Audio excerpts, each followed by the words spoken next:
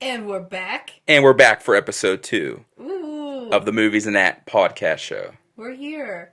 We took a little bit of a break because we didn't want to talk about Oscar nominations. We'd rather talk about the outcome of the show itself. And that just happened on Sunday, so we're good to go now. Yep, we're pretty fresh into it. It is February 11th Something like that. so we can put a date on today's show, episode 2. Ooh, Yeah, here, yay. here we go. Okay. What did you think of the I Oscars? was very happy this year. I thought a lot of winners were very deserving, and yeah, I think overall it was a pretty good show. Rock on. Yeah. That's great. hmm Um, do you want to talk about the big winner of the night?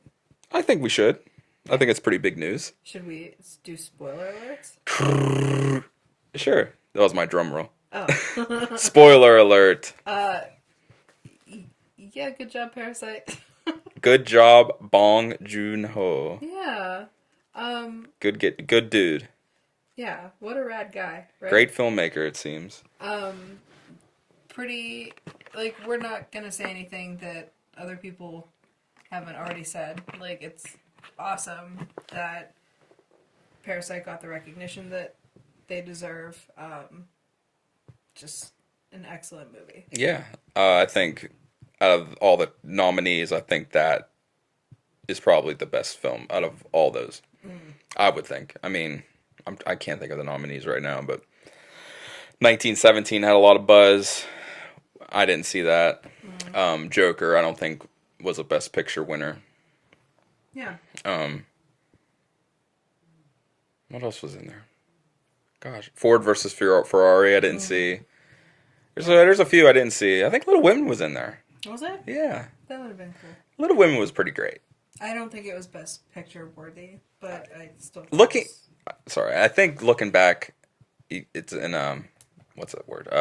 Looking back in hindsight, you can almost look at it as like, okay, is Little Women? Do you think Little Women is better than Parasite, or do you think Joker is better than Parasite? Now that you kind of know the winner, you can kind of like compare and contrast.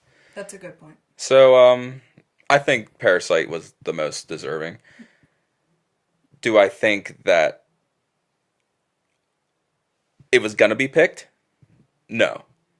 I'm pretty surprised that it was actually picked. Yeah. I think that's true. I also think that it kind of transcended all of the genres that were present. Like it just kind of like walked up to the buffet of movie genres and got to pick and choose. Like, okay, well, we're gonna take a little bit from here and a little bit from there, and it was just pretty remarkable that it was able to do that.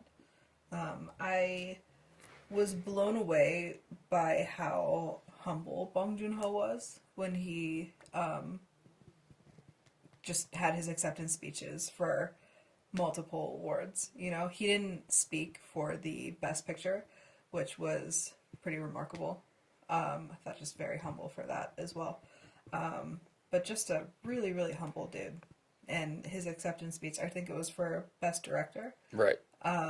was basically just him like giving like a film thesis, you know, like, oh well, for my degree here's my thesis, I love Martin Scorsese and like let me compliment Tarantino, and I just thought that was really cool. Yeah, he did throw out a lot of compliments to his fellow nominees, which I think is great. Yeah. You know, it's been done before, but I think it felt genuine and it felt heartfelt, especially the Scorsese nod. Yeah. Even Scorsese got a little bit of a standing applause Yeah, what did you think about that? You that thought they that was okay, that they applauded that Scorsese. they gave him a standing ovation Sure. during Bong Joon-ho's speech? I feel like they applauded the quote. The quote I can't remember. I wish I would have wrote down the quote to Yeah. repeat it now. But the quote itself is just like it's kind of what embodies cinema and art. You know, especially if you look at it in the sense that movies are art. Yeah. So maybe it was more the idea. Plus, you know, Scorsese's got a lot of clout. He's got a lot of, you know, he's a legend. You know, he's kind of, I hope not at the end of his career, but you know, Yeah, but absolutely. he's done it all almost. So I think that's true. yeah, I wanted to talk a little bit about who didn't get nominated. Some snubs. Yeah, a little bit of snubs. But before we kind of dig into that, um, you're the biggest A24 fangirl Sure. in the world. Proud of it. How many nominations did they have this year? I know they got nominated. I know The Lighthouse got nominated for Best Cinematography. Mm-hmm. Maybe That- it. And Maybe it. how about Netflix had 24 nominations this year? That's impressive. Yeah, Yeah, I think The Irishman was probably a big number of those, yeah, probably. right? You know? Was Marriage Story on Netflix? Or Yeah, no, that was, yeah. Marriage Story, yeah. Irishman got a, I don't want to say snubbed, but they didn't win nothing. Mm-hmm. They got shut out, I guess is the way to describe it. Yeah. They didn't win anything. How did you feel about that? It was a hard year, I think. You know, I mean, I did see that it was nominated for Best Visual Effects, Mm-hmm. but I mean, what do? They just did some age. Yeah, some age CGI. Yeah, I mean that's not a lot. That's not a lot. You know, they went up against Star Wars and Avengers and Disney, but 1917 actually won that award. So even so, acting kind of got to look at the nominees. You know, Al Pacino, I'm pretty sure got nominated. I'm pretty sure they all got beat by who won supporting that year? Gosh darn it, Brad Pitt. So Brad Pitt won. I didn't see Brad Pitt's acceptance speech. Did you see it? I did. It was nice. He was pretty humble. It looked like he was genuinely surprised. Really? So I feel like everything he said was kind of off the cuff or Okay. Because I feel like, what was the last award show that he got a special award, and I'm not sure. it felt like he hired someone to write the best dad jokes that he could think of, and that felt cheesy to me. So I didn't want to waste time looking at whatever this new iteration of Brad Pitt is. I know he made a political statement. It was very brief. It was very you blink and you miss it. I feel like, but everything he did say, I feel like no one wrote it. He just kind of handled it himself. Cool. But I thought he did good. Yeah, I'm happy that he won it. His first one, I'm pretty sure. Well deserved. He's been around. He's did some pretty memorable roles. Yeah. So I'm okay with it. Okay. This is just a fun little fact that I was thinking of, and I'm sure, like I said, I'm sure other people have brought this up. It's just something that was in my mind. Renee Zellweger won Right. for Judy. Mm-hmm. Judy Garland never won an Oscar. Which is pretty wild. Isn't that when you crazy? think about it. So that was just something that I kept thinking of when I was thinking of the whole process for this, and you could just tell that when you watch Judy, everyone else back off. Did you watch? I did. Did you watch it? Yeah. Okay, I haven't. Did you? Or Yeah. you did? So Yeah. you think it was? So tell let me. me tell you how I watched Judy. I went to see The Joker, and I had a pretty visceral reaction to The Joker. It wasn't the best feel for me, and I walked out of the theater just not feeling good. It's a downer of a movie. Yeah, so then I immediately went to my car and Googled where Judy was playing so that I could forget that I just watched The Joker, just because it hurt my heart too much. And so then I watched Judy. Okay. Which was also kind of heartbreaking, but in a good way. Judy Garland's story is pretty heavy, I Yeah. think, as well. It's wicked heavy. Yeah. But it was nice to also look at Renee just kind of lose herself in that character. It's just really good. I highly recommend it. Always liked Renee. I always have a soft spot for Jerry Maguire. Texas Chainsaw Massacre, whichever one that she's in. No, I mean I didn't see Judy, but I'm sure she obviously I don't think that's one of the ones that I'm not seeing people really complain about. So I'm guessing it must have been a really good performance. Yeah. I liked Scarlett Johansson in Marriage Story. I thought she was excellent, but that's really all I can kind of. Was she nominated for? She was nominated for Jojo Rabbit. and Marriage Oh, was Story. she? So she was Oh, nominated in 2 supporting and best actress. very cool. Good for Lost her. them both. That's okay. Oh, well, She'll bounce back. you know, Black Widow. she's got more in her, I guess. Yeah. I, as far as the Oscar ceremony itself, they did this like this musical homage that was like building up to music that like has a reaction amongst people that like watch movies. Do you know what I'm talking about? Like they Sure. had different like movie themes and they like played pieces of the movies. Yep. Did you see that? I saw clips of it. Okay. So they had that. There are 2 pieces that I want to talk about for that. But like the whole build up for that entire like middle piece was this Eminem performance. Yeah, which I did not see. Okay. Well, at the end of it, he performed "Lose Yourself" from 8 Mile Right. that came out almost a decade ago. And an Oscar award winning Yeah. song. Right. So people at the time were a little bit confused, and they were having, like you like there's this meme of Billie Eilish going around where she's like, "What is happening?" How do you feel about that performance? Like so just for context, when he won that year for "Lose Yourself," he wasn't there. He wasn't at the Oscars to accept it. He didn't think he was going to win. I don't know if it was because he didn't think he was going to win. That's or yeah, no, is that that is what it accurate. was? Yeah, I'm pretty sure he in an interview later or after the fact he said, "I didn't think I was going to win, so I didn't bother showing up." So, and then he ended up winning, which is kind of nuts. But hey, whatever. Yeah. What was the question? What do I? I'm fine with it. Yeah. So even though like almost a decade later, like just revisiting a song. Well, I guess I would have to see the whole thing. What were the other songs like? Were the other songs older, or was this like? Did it feel out of place?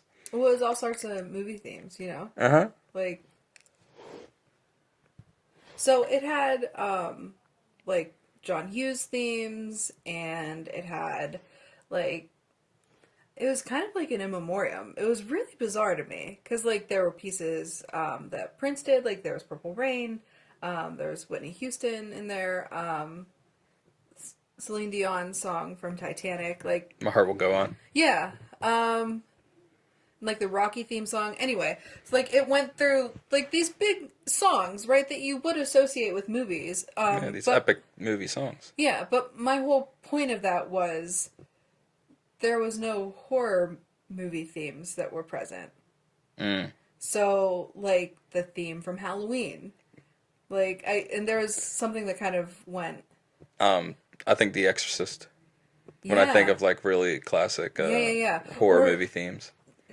this isn't even so much a horror movie, but like kind of like in like the sci-fi comedy world. Ghostbusters. They didn't have the Ghostbusters theme. Ray Parker Jr. Yeah. So like I just thought it was interesting that I feel like of so many genres, horror relies on music. And it felt like this whole bit was just to build up to Eminem's performance from 8 Mile. Well, It was just kind of well, even further than that, I mean, this is the Oscars. yeah. Okay, the Right. Oscars are notorious for not even thinking about horror films. That's true. It's a sad fact.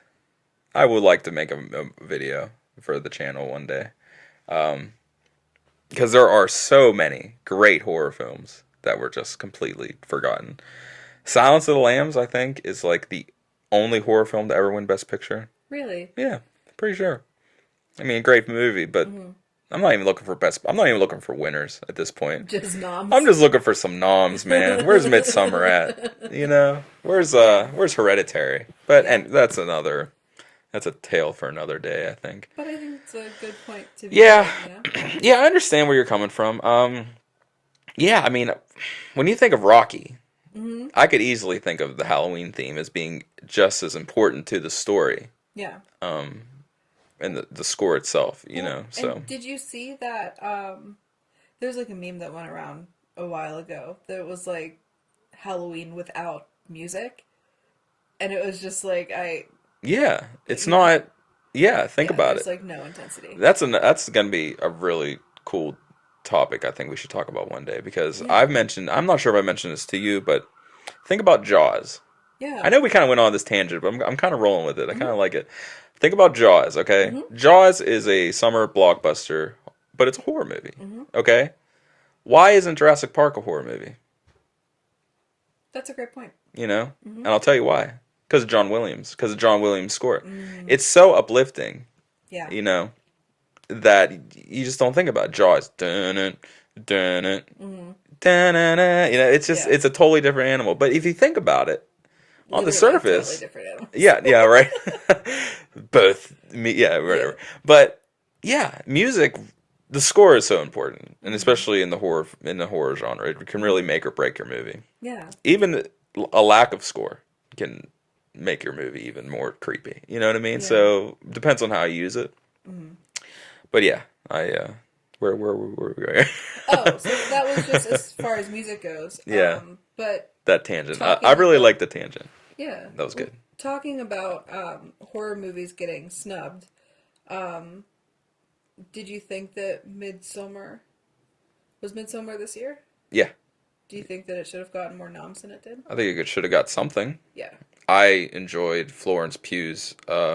We love Florence Pugh. I love Florence Pew, pew, Pugh. pew. It's my girl.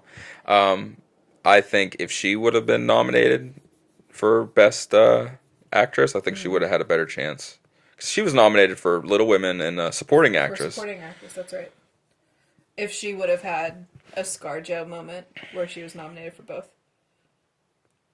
I think she could get that. I think she could have had an excellent chance at winning. Yeah.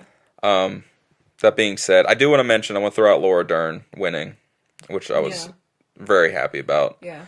I did want to see our May Queen win for Best Supporting Actress. Right. However, I love me some Laura Dern. Right. With another callback to Jurassic Park, if Yeah. you will. Sure, nice Absolutely. little segue. I like that. But yeah, the Oscars, I think were okay this year. I think one point I did want to ask you was, do you think they picked Parasite because they actually thought it was the best picture, or did they Ooh. pick Parasite to kind of like fan service? Yeah. Because Because of last all the year, outrage. a lot of outrage lately. And Oscar's so white. Oscar So White, Green Book winning last year, didn't really receive good praise. People thought it was a pretty weak movie for a best picture win. Man, Do you think they kind of went with the crowd here for, I don't know. I would feel so like, for example, this year, if Green Book came out for this year's Oscars and Green Book won, that would feel like they were making some weird like statement, you know? Mm-hmm. Parasite was really good. It's It excellent. was a really good movie. I would say almost a perfect movie. Yeah, it was just stunning and funny and scary and tense. It was just, it had everything that a good movie needs.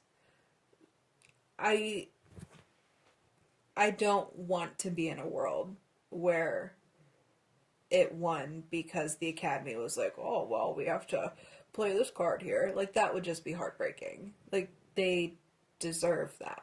I fully agree. I think this was one of the years where they said, okay, we can pick this movie, make everyone happy, and pick the best movie. Yeah. Which is kind of like a rare thing. You know what I Absolutely. mean? Like, they probably look, this is like a win-win right now. Like, we're doing this, we're going to pick this movie. It's going to be a big statement. Yeah. And it's deserving. Yeah. So, fuck yeah. I'm so happy that it won. And I Absolutely. really am. Bong Joon-ho, Bong Joon-ho. my man. Yeah. Love that guy. You had varying reactions about his screenplay win. Yeah. Want to talk about that? That's the only thing I wanted to say was that if I was picking, if it was the Nathans, I would have picked Marriage Story for best screenplay. But why? More, I think, because I think the screenplay, the dialogue was stronger. When I watched that movie, I was uh, I can't think of the word. I was just hooked on every single line, every single word. I thought it was a perfect screenplay. Yeah, the Everything felt dialogue the was dialogue incredible. was amazing. Everything felt so real, Hmm. and how they kept to the script, just like word for word. I'm pretty sure that's Hmm. how it went. Pretty sure it was no ad libbing, no Yeah. deviations. They kept to the script, and it worked. Hmm. Um, but I think we talked about this earlier. Is best screenplay the best dialogue award, or is best screenplay the best story, original Yeah. story? You know, Right. but in that sense, isn't it just best picture? I don't know. It's hard. Yeah, this best screenplay to me is kind of tricky. I would be interested to see how best screenplay is actually chosen. Like, are the members of the Academy given the screenplay? Like, because that's a big deal as well, right? In Parasite, it's pretty notorious now that Bong Joon Ho writes storyboards for his scripts. So, alongside of his screenplay that he wrote are drawings of what the scene is supposed to look like. And that's pretty remarkable because it's now not only the script but also a graphic novel. And I think that that's important to note. If that's the case, if they're taking that into consideration, then I think that that should count towards best screenplay. But I don't know what goes into best screenplay. I don't know how best screenplay is chosen. Side note: I would love to see Parasite as a graphic novel. Wouldn't that be wild? That would be so good. Yeah, It that really would be would. insane. Just think about just how good that would be. Yeah. But anyways, yeah, no, that's a really good point. I think that's how best screenplay should be chosen. I Hmm. think there should be a panel or a table of people, and they are handed screenplays, the screenplay, and they should and they read it. can't watch the movie. So Not at before, first. yeah. Yeah, that's how it should be. Yeah, You know, I don't think you're wrong. I don't know how that works though. So someone who's listening that knows more than us, let us know. help us give us a shout out because yeah, I think now the more I think about it, I think best screenplay might be the trickiest Hmm. one. Best song, best costume, best things, you Hmm. know. Those are things you can see Yeah. when you know, you know. You Hmm. know, I think best song would probably be one of the. For me, it would be best song. Okay, which song gave me the most goosebumpies Hmm. as I'm watching this movie? Yeah. That's how I would pick mine. Yeah. Best screenplay is a little different, Yeah. I think, but can't argue with it too much. Hmm. Marriage or Parasite over Marriage Story. That's just personal Yeah. preference. Well, I mean, let's keep going with that though. If we were to have the Nathans and not the Oscars, who would have won this year? Best Picture, Sure. Parasite. Okay. Yep. And it wasn't my favorite movie of the year, Uh huh. but in hindsight, strictly in hindsight, that moment I think was just amazing. Mm. Just watching all those, you know, all the cast members and producers go up Hmm. and got a chance to speak, and just the reaction from everyone, because everyone knew when it happened that it was the right call. Yeah. I don't think there was a single mad person in the audience, you know, and I don't think Hmm. there's a there's a lot of mad people watching Yeah. that won that. Not so much winners. I would say some snubs. Right. So who would you have included in the nomination process? My biggest one Hmm. is probably Adam Sandler. Uh huh. Adam Sandler, Uncut Gems, Yes. just a nomination. Give the boy a nom. Yeah. Come on, man. Yeah. He did so good. Yeah. Willem Dafoe, The Lighthouse, Hmm. Best Supporting Actor, for sure. I would probably have Midsommar win Best Production Design. Okay. I don't want to take away another Roger Deakins Best Cinematography, so I might keep that the way it was. Okay. Because I think I didn't see 1917, but Roger Deakins, anything he touches is Mhm. gold. I mean, and now that he's won, he deserves Yeah. some more, you know? And I would probably give the knock of Adam Sandler over Joaquin. Yeah. I think I really would. I think Joker was a Joaquin Phoenix project that he carried the project. Mm-hmm. I think Todd Phillips is a hack who rode the coattails of Joaquin Phoenix all the way to the bank. Yikes. But we'll see. Yeah. We'll see what he does next. What was Shia LaBeouf's movie? Honey Boy. I started watching it. I bailed. You bailed. I bailed on it. Why? It didn't. I'm gonna keep watching it, but Like you'll go back and revisit. I'm it, or gonna to watch it from the beginning. yeah. I mean, I was only 5 minutes in, but the first 5 minutes, it was. I don't know. I didn't have good feels about it. Okay. But you know, that was a 5 minute judgment call. I'm Yeah. not gonna make a full rating on it. But That's fair. we'll see. We'll see. We'll get there. Would have been interested in his consideration for screenplay. For Maybe- Honey Boy. Yep. Did you watch it? I've seen bits and pieces, but the story behind how he wrote the screenplay was pretty. I don't want to say inspiring, but it was very emotion invoking. Yeah. And I feel like that deserves some recognition as well. You know? Yeah, I think I think the story is very much based on what he went through. Mm-hmm. It is. So it was something that he wrote while he was in rehab, like as an assignment in rehab, to kind of get through some things. Yeah, that makes sense where I left the movie. So I think that I think that should be taken into consideration is Sure. what goes into creating the screenplay as well, right? Yeah, that comes back to best screenplay. Yep. Taika Waititi, how do you say his name? Taika Waititi. Taika Waititi, he won best adapted screenplay. Mhm. Yep. Adapted versus original. Is one, do you think, more trickier than the other? Well, no, because Taika was given, his mom bought him the book Jojo Rabbit, and he read it and was like, "Oh yeah, I'm gonna make this into a movie," right? Right. But something like Honey Boy or something like Parasite or Marriage Story, those are all something that you're creating yourself. From Right? scratch. Yeah. So I think that adapted and original should be separate. I think that there's a pretty big designation for that, you know? I'm very happy they are because I think it would be unfair just from the fact that it is more from scratch than anything else.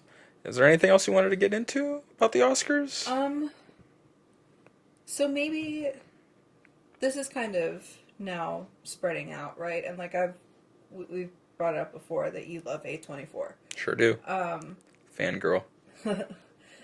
A24 was represented more at the Independent Spirit Awards, Absolutely. more so than the Oscars. For you personally, do you feel like an award show like the Independent Spirit Awards is more impactful than the Oscars for you personally? Oh, I think Adam Sandler may have said it best that the Independent Spirit Awards are the best personality awards. I love Adam Sandler's whole speech. I think it's something that I'm gonna pay a lot more attention to next year. I think we're just gonna have to see what the Academy does. I think the ball's in the Academy's court. I think they need to recognize that these movies are important and that they're more than just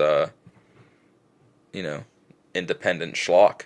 Yeah. I think there's a quote about why Jennifer Lopez and Adam Sandler didn't make the nominations this year because they aren't almost, I'm paraphrasing, but it's almost they weren't Oscar material. Right. Which is kind of bullshit. Well, It should be a performance, basis, People can, just because you make crappy Adam Sandler movies for, years doesn't mean he doesn't have no chops. well, he's also, didn't he go to Juilliard? He may have. I'm almost positive. I mean, he got pretty sure he got his start in the stand-up industry. Uh-huh.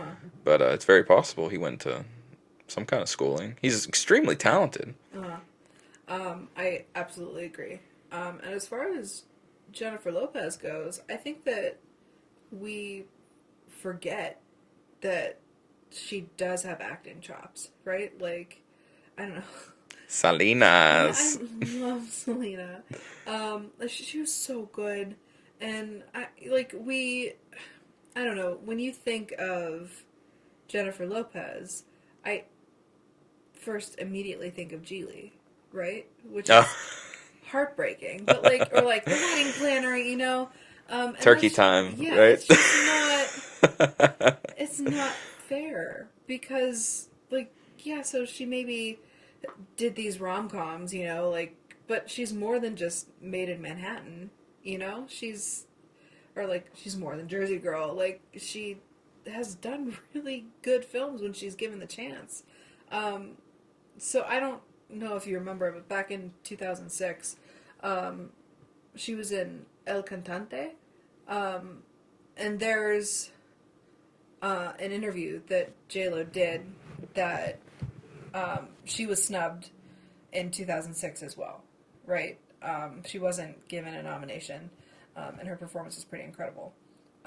When she was snubbed after the Oscars, JLo was like, she got a call from someone on the Academy, and they're like, yeah, we just forgot about you, or like something like that, right? It's unacceptable that the Academy Awards are just snubbing people because like they forget about them or they don't think they're worthy and not even giving them a chance. I also think that it's a big money game that if you're not going around and promoting, then you're just not going to be seen. And that's, I don't know how I feel about that. But with the Independent Spirit Awards, you don't need that. Like, you're not expected to blow half of your movie budget on the promotion of it. You're expected to produce quality film. And that's taking it back to my original question. That's, Yeah, it seems like the 4-year consideration campaign is extremely important yeah. for getting Oscar recognition. Yep. And that's a shame. Absolutely. I was listening to some today, and it seems like A24 put all their eggs in one basket with Uncut Gems. And, they banked on Adam Sandler's, I guess, popular, the strength of It's the film. clout. The Yeah. strength of the film, I think, first. Right. And then, Adam Sandler's name. They thought, let's get behind this. It can, let's get some recognition. And the fact that The Lighthouse, which Yeah. I think was one of the best movies of the year, for sure. Like, if you've seen it, it's an experience. It's unlike something you've ever seen. They watched it. How do you not give Willem Dafoe a Best Supporting Actor nomination? Yeah. He's insane in that movie, in the best way. But I mean, they watched it. They had to. They nominated it for something Yeah. else. Come on, man. Yeah. Yeah, absolutely. it kind of drives me nuts. I think going back to horror's been snubbed for years. The biggest one that comes to mind still, my girl Toni Collette, Hereditary. I watched that scene with her screaming at her son today. It is insane. It's insane how good she is. Yeah. Just so much. How does she not burst a brain vessel given those performances in that movie? Yeah.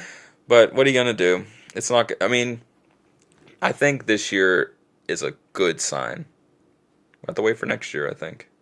Yeah. With the Independent Spirit Awards, though, I will be paying a lot more attention, and I think it's gonna gain a lot more attention, especially with the disenfranchised. I'm not sure if that's the word. Audience that feels the way I do, or maybe you do too. I think that a lot of great films are snubbed strictly because they are more of an independent type variety. Yeah.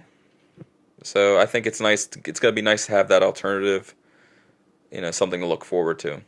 Yeah. I mentioned this before to other people that I give a lot of my time to films.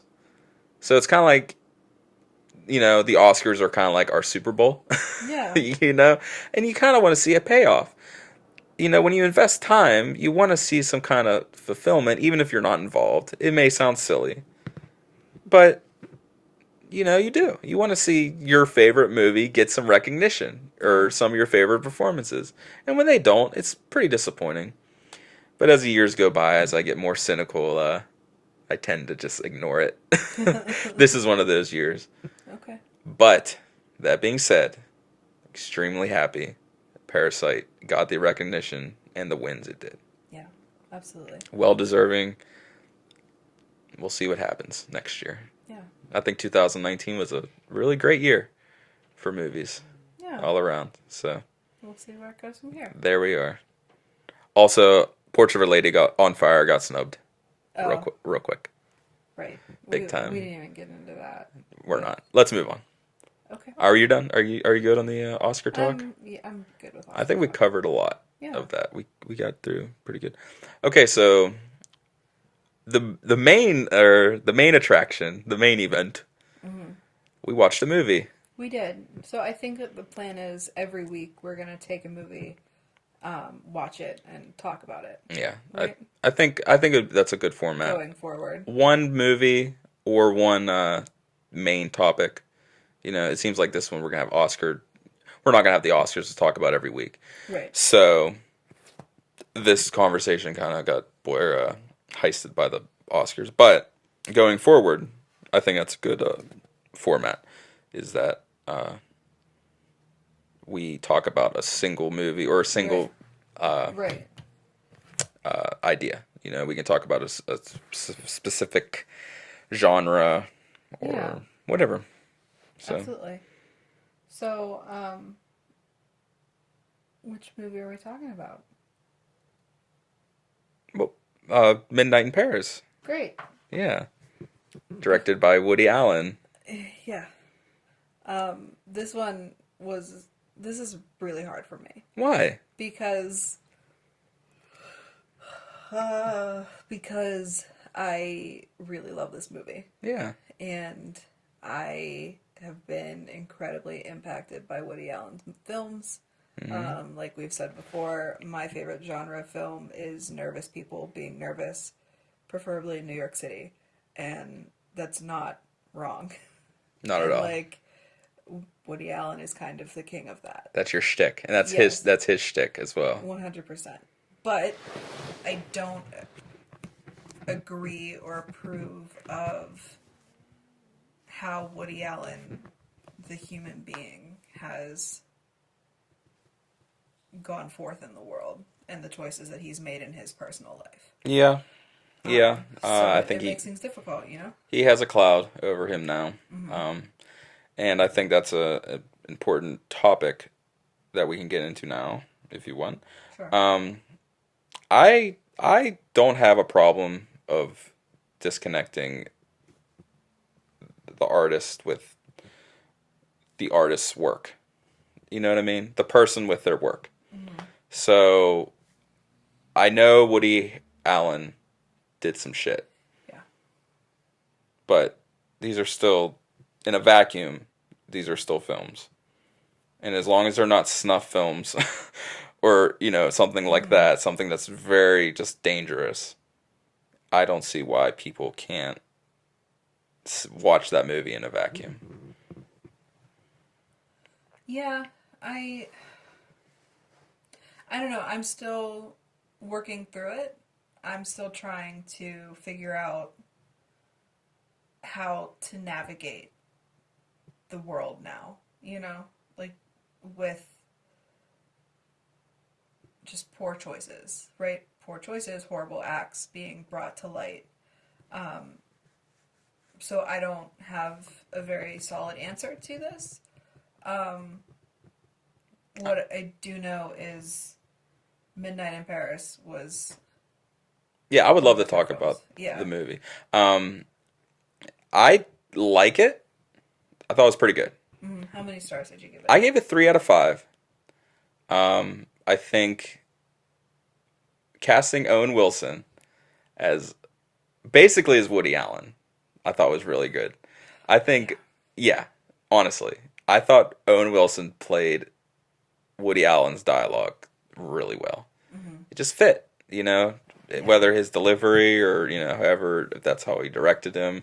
Maybe that's just how Owen Wilson is. Maybe Owen Wilson's just Woody Allen type.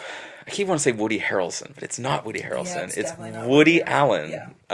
I don't Too know too many that Woodies. I don't Woody. I don't know that Owen Wilson now would want to be called a Woody Allen type.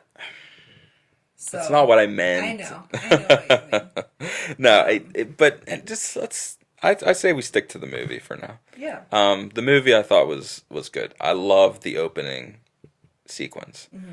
I feel like Just the this shots of this is Paris. my first Woody Allen movie that I really watched.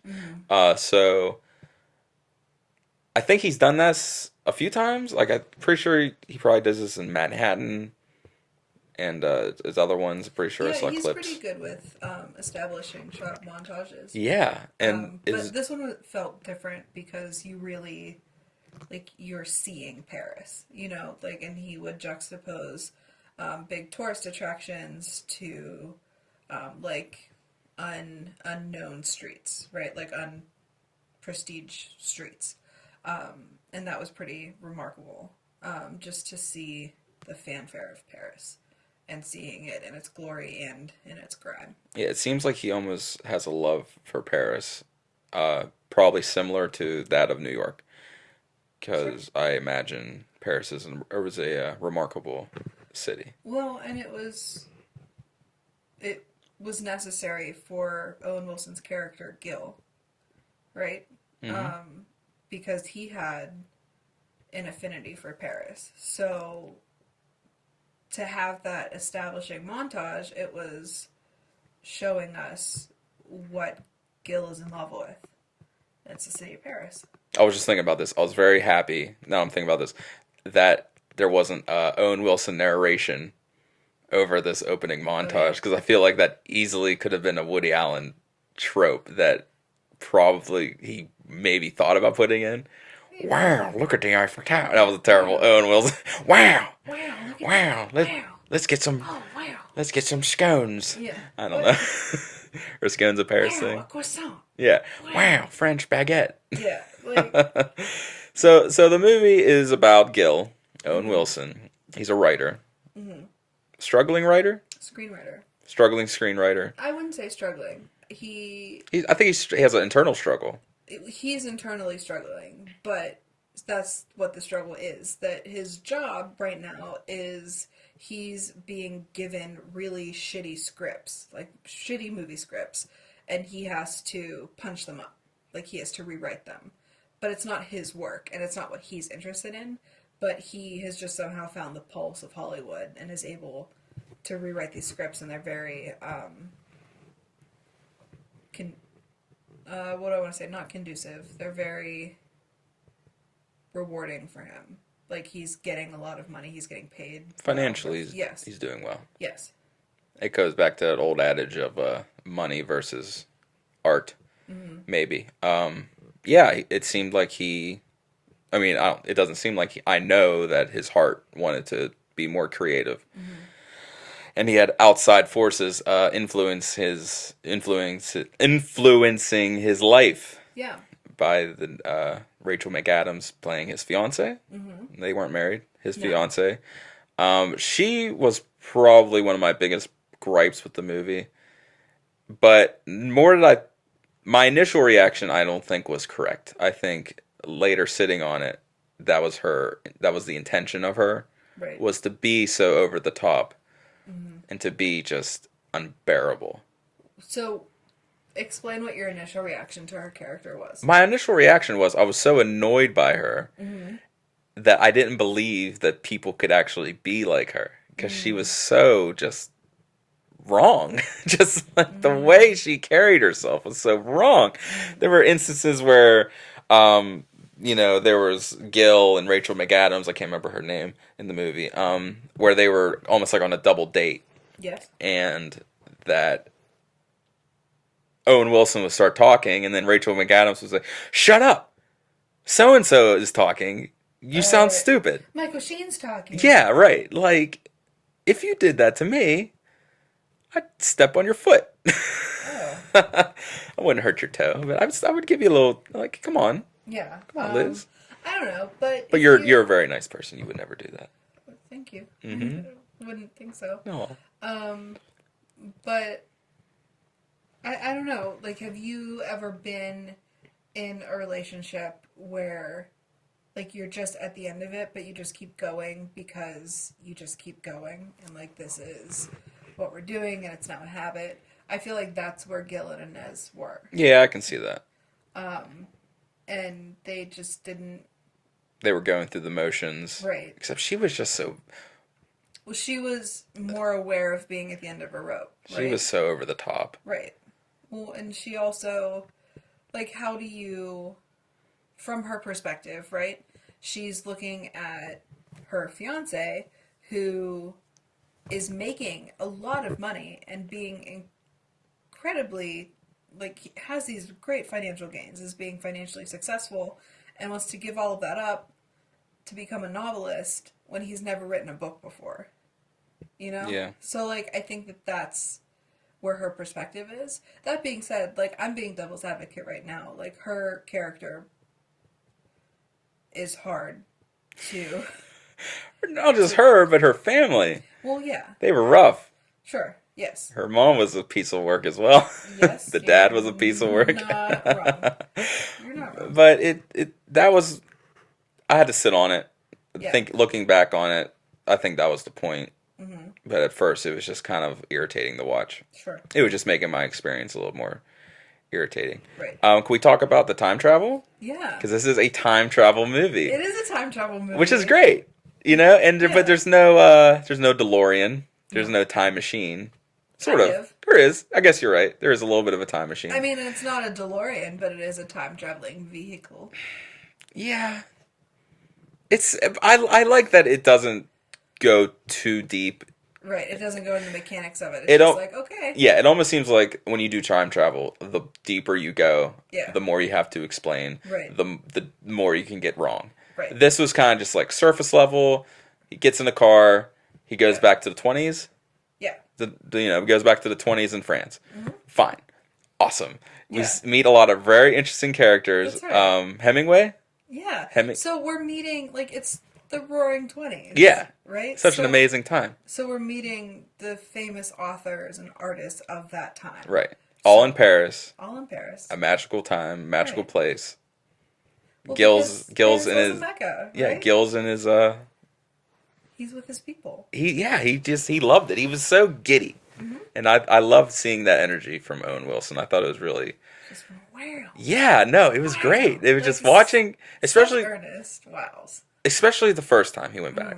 It was, and then it did kind of get repetitive to me. But even so, it was amazing. It was really fun to watch. Owen Wilson does this thing with his face when he portrays shock, where his face is really, really small and then just gets so big. So like his confusion, and he's very narrow, and his eyes are very narrow, and his mouth is very narrow, and then he realizes what's happening, and you see that on his face, where it just kind of brightens everything, and his eyes become huge, and that's where the wow comes from, right? Wow. Wow. Amazing. Yeah. So let's see there were so many people, so many stars portraying famous authors in this film. I remember F. Scott Fitzgerald, Uh-huh. Zelda Fitzgerald, Yes. which was his muse. Yes. Right. And wife and a writer of herself. Okay, fair enough. Ernest Hemingway, who is Was amazing. Yes. He was absolutely stunning. his dialogue was just incredible. Yes. Not so much his dialogue was great, but his delivery. Yes. I just imagine that's what it would have been like communicating with Ernest Hemingway. Like, maybe let's talk about the stars behind these characters, right? Tom Hiddleston plays F. Scott. Right. And future- Alison Pill. I love Alison Pill. She was the Zelda. drum. Yeah, right. From She was Zelda. drummer in Scott Pilgrim. Yes, a few that's other correct. things. Yeah. And Corey Stoll was Hemingway. Yeah. Have you ever seen him with hair before? He No. lost himself in that character. It was incredible. Just so good. Two- so good. Two future Marvel Cinematic Universe actors, which is funny. The dude who played Hemingway played later in Ant-Man. Just a little factoid. Very fun. Yeah. And Kathy Bates as Gertrude Stein. Kathy Bates is great and everything. Yeah, Kathy more Bates could be anything. more Kathy Bates. Marion Cotted. I can't. I'm really bad with names. She played almost Owen Wilson's love interest, I want to say, for a time. Oh, okay.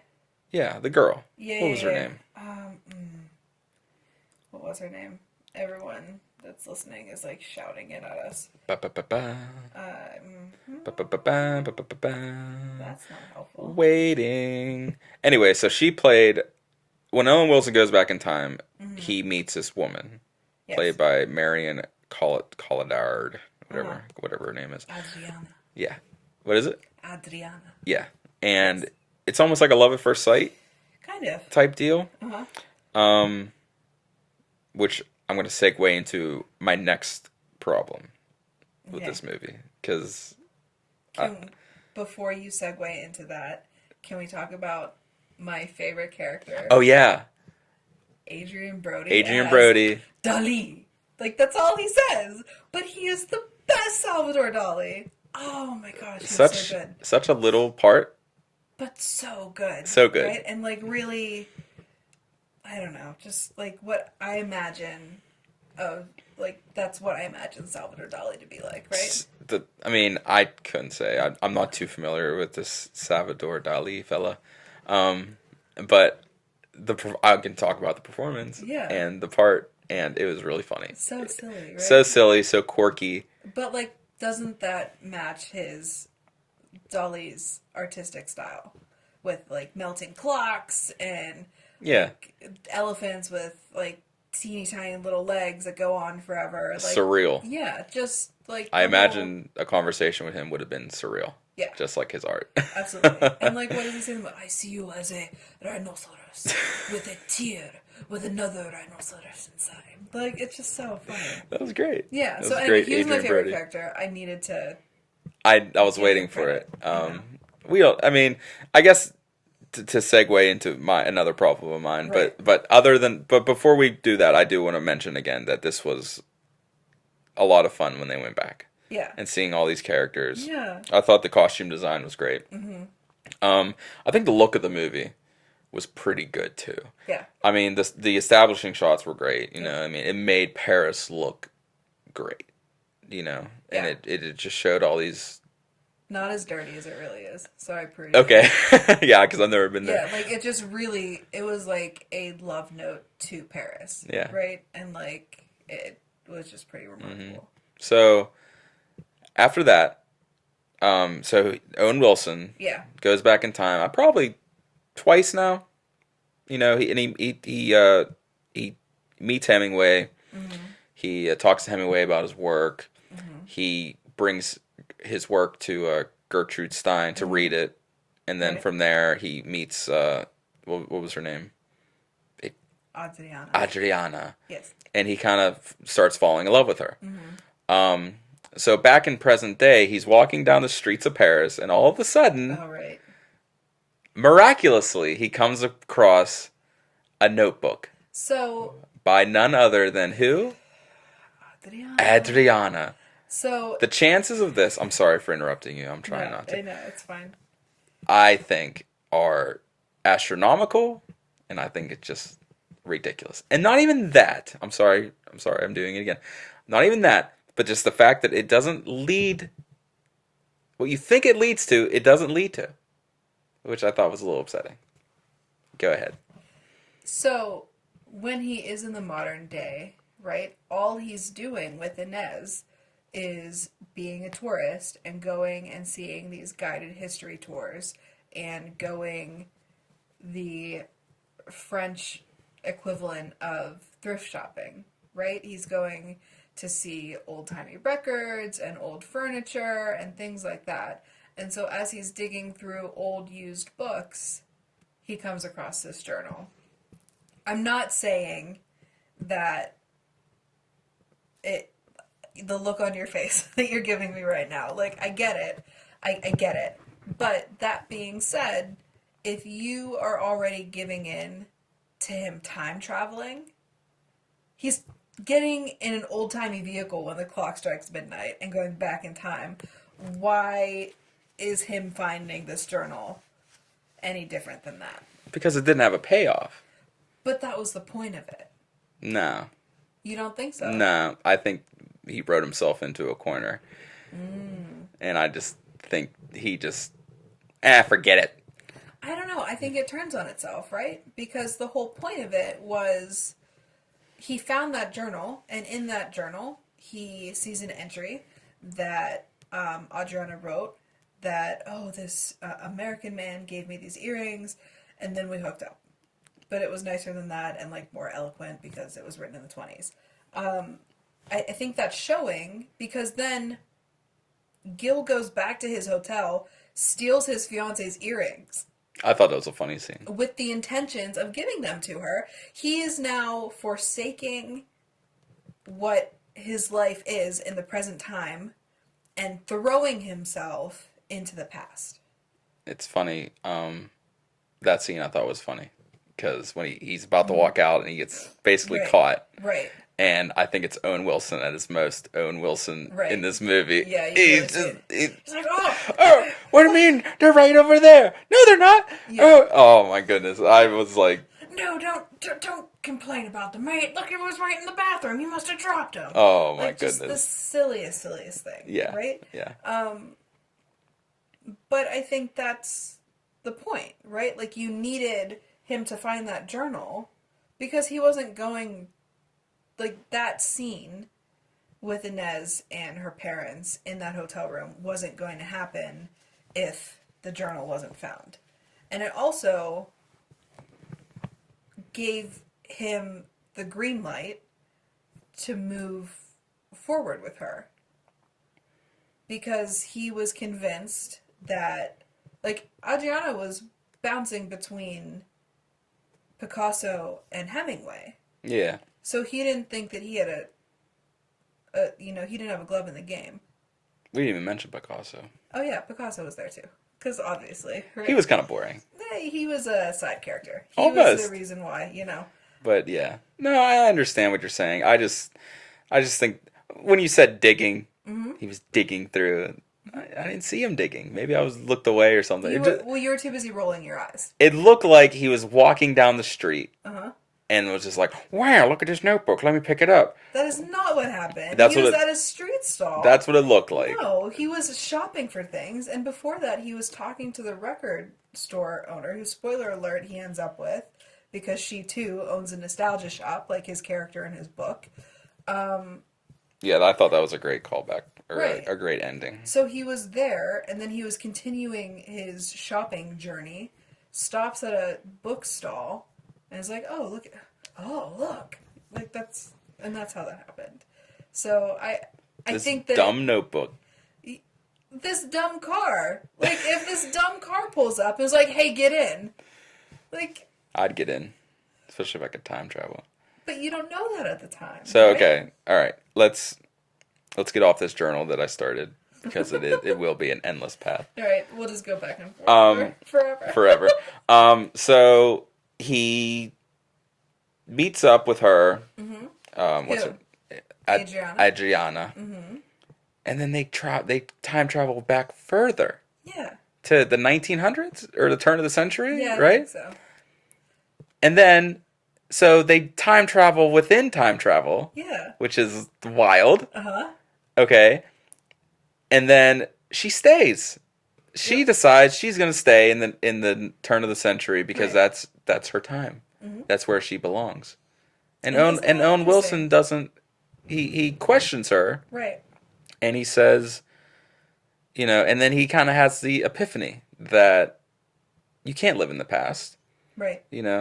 Yeah, this is a glamorized time, but people everybody's gonna think people are going to say that about my time. Right. So, time to accept who I am, live in the present, Right. dump my fiance, live a happy life In Paris. in Paris. Yeah. Yeah.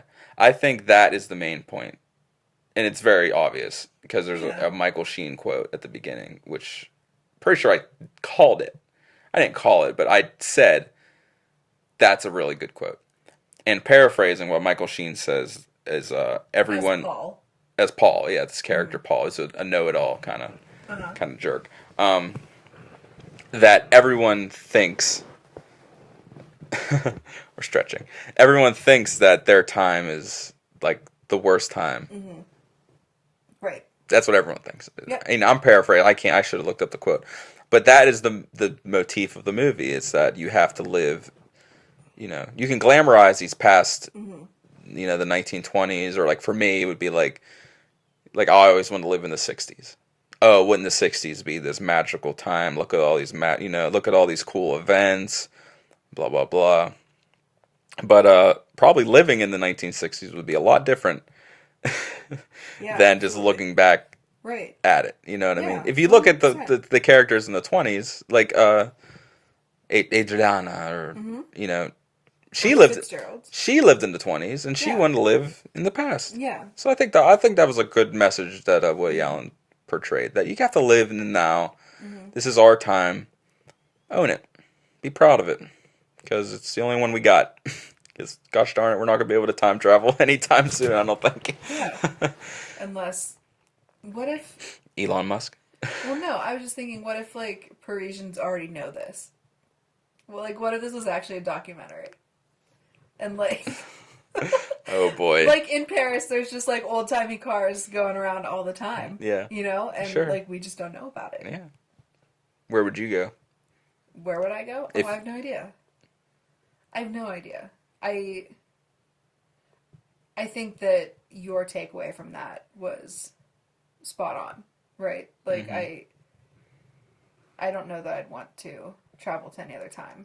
I think like if we're how do I want to say this? So even further than going back in time twice, right? Inez told her father that Gil was going on these midnight walks and was just disappearing, and her dad didn't trust him and hired a private investigator. And Oh, the private boy. investigator was missing, right? This is like one of the final scenes in the movie. And the private investigator ends up, what, in like Marie Antoinette times, right? It's so like, great. How far back is that, you know? Eventually, he caught a horse. Yeah, or something, right? So I think that, like, just that whole concept is really, like, I think that's hilarious, right? You No, know? this movie is good. It's pretty wacky. And I guess that's the biggest thing, is that, like, you see the absurd things that are happening, and you just have to say, okay, going along with it, going along. Yep. And like we said before, for a time travel movie, it doesn't get too caught up in Right. the time travel. It's just very surface level. Like, It's hey, more this happened. it's more about the story. Don't get hung up on it. There's no MacGuffin really, or anything like that. There's no time travel instrument to get hung up on. It's just, it is what it is. Here we go. Now we're in the 20s. That's right. So I think all in all, like I said, I gave it a 3 out of 5. I liked it. I had to sit on it. I like it a lot more. Probably 3 weeks later after we watched it. I think that's the big thing with Midnight in Paris, and this is one of the movies that I could watch. Like, I could watch this almost as frequently as my favorite movie. I wouldn't say this is my favorite movie, but it's up there. The more you watch it, the more you catch on to, right? Yeah. And the more that you're seeing the characters that are there. Great. And that's really the big thing for me. Yeah. So if you usually don't rate. You're not really a rater. I'm not a rater. So you don't have to rate anything. I gave this a solid 3 out of 5. I would give it 4 nervous out of Great. 6. Out of 6. Yeah. Fine. Awesome. Okay. I'm really happy that I like it a little more. No, for Yeah. sure. Because I feel like when we first watched it, your reaction to my reaction was not that promising. Right. And so no, it did grow on me, and I do appreciate Woody Owens Wilson's performance. My God, Great. I'm crazy. Perfect. No, I thought it was really good. Good. So there we are. Anything else you want to add about Midnight in Paris? No. Thanks for watching it. I appreciate it. No, it was great. So for next week, yeah, for next, I don't say next week, next time. Next time. We hopefully will get. We're gonna get this next one out, episode 3 out sooner. Okay, so we're gonna try to get a third member of our team here if he's still down. My buddy Tyler. He had a really good suggestion. Yeah, And I'm excited to sit down and watch this. He's a really good guy. He knows he's extremely smart. He's a good dude. So he recommended. I asked him ahead of time, "Do you have a recommendation?" Since I'd like him to be on the show, and he recommended a movie called Upstream Color from 2013, directed by Shane Carruth. Shane Carruth also directed a movie called Primer, which is another time travel movie, which is sort of been heralded as the most accurate time travel movie there could be. And it is a mind bender of a movie. So I imagine this Upstream Color will be in a similar vein. Maybe not time travel, but it's going to be interesting. And I think it's going to be taxing to the mind. Can't wait. Me either. Thanks, Tyler. Yeah, Great thank you, suggestion. Tyler. I really hope he gets to come on. If not, then it'll just be me and you. Cool. I did just actually, I bought this movie, and then a week later, I asked him what he suggested, and he said this. So I was like, cool. hot damn, perfect timing. So it really worked out. That is pretty perfect. Yeah. So we'll be back next time, and thank you for listening. Like, subscribe, smash that like button, Oh, good. smash that subscribe button, and thank you to Yeah. listening Yeah, thanks To- for listening to us talk about movies and that. to the Movies and That podcast show. Yeah, remember to eat your vegetables. Bye, kids. Bye.